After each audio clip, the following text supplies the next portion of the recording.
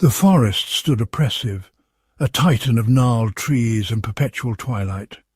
Sunbeams struggled to penetrate the dense canopy, casting long, eerie shadows. The air hung heavy with the scent of damp earth and decaying leaves. An unnatural silence prevailed, broken only by the rustle of unseen creatures. A sense of dread permeated the very air, a warning to any who dared enter. This was a place untouched by time, where ancient secrets whispered among the trees. It was a place of shadows and whispers, where the line between reality and nightmare blurred. Elias, a weathered logger with eyes that spoke of hardship and resilience, stood at the forest's edge. He gripped his axe tightly, a familiar comfort in the unsettling stillness. The townsfolk warned of the forest's dangers, but Elias, hardened by years of solitude, dismissed their fears as superstition. He had a job to do.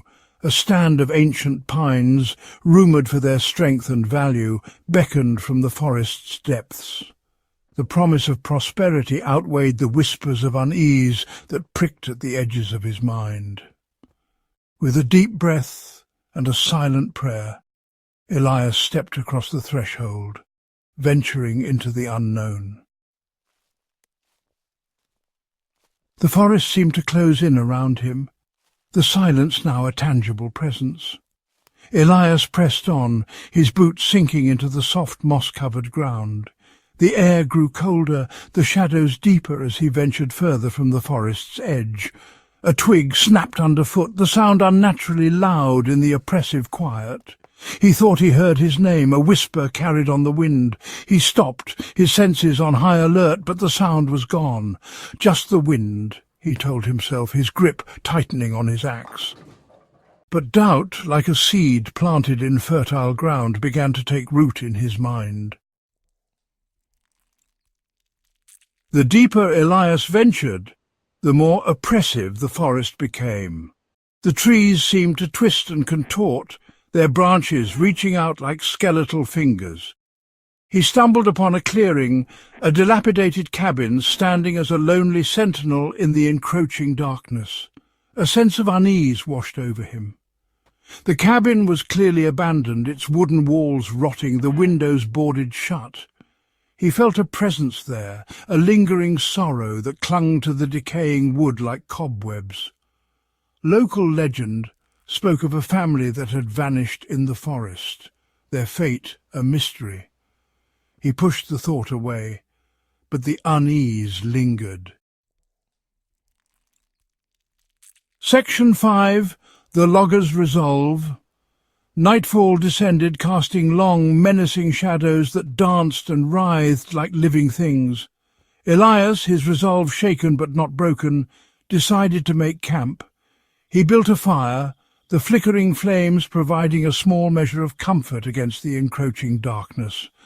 The sounds of the forest seemed amplified at night, the rustling leaves, the snapping twigs, the distant hoot of an owl. He thought he saw figures lurking at the edge of the firelight, eyes glinting in the darkness. But when he turned to face them, they were gone.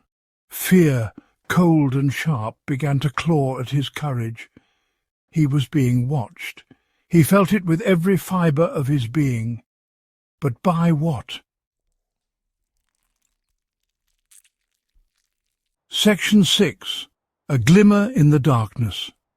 Driven by a desperate need to escape the suffocating darkness, Elias broke camp before dawn. The forest seemed to press in on him, the trees closing ranks, their branches interlocked like a prison of wood and shadow. He stumbled, disoriented, his heart pounding in his chest. He was lost, hopelessly and utterly lost. Then, through the trees, he saw it, a faint light, flickering like a beacon of hope. With renewed determination he surged forward, pushing through the undergrowth, desperate to reach the source of the light. As he drew closer, he heard a sound, a low, rhythmic chanting that sent shivers down his spine. Section 7. The Forest's Revenge. The trees parted, revealing a clearing bathed in an eerie, ethereal light. In the centre, a group of figures, cloaked and hooded, stood around a blazing fire.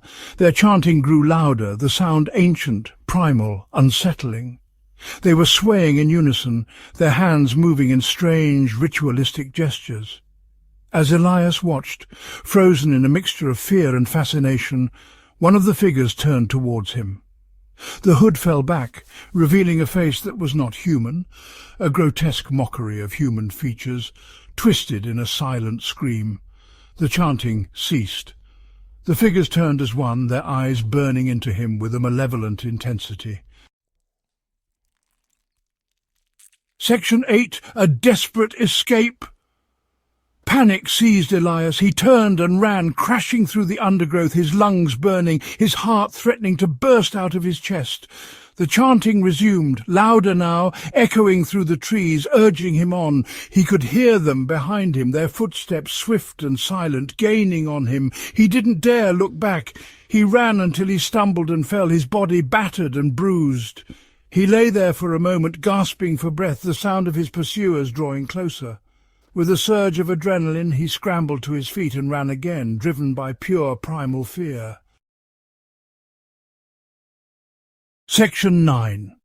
The unanswered question. He burst out of the trees, the blinding light of day momentarily disorienting. He was at the edge of the forest, the familiar road a welcome sight. He didn't stop running until he reached the safety of the town, his body trembling, his mind teetering on the edge of madness.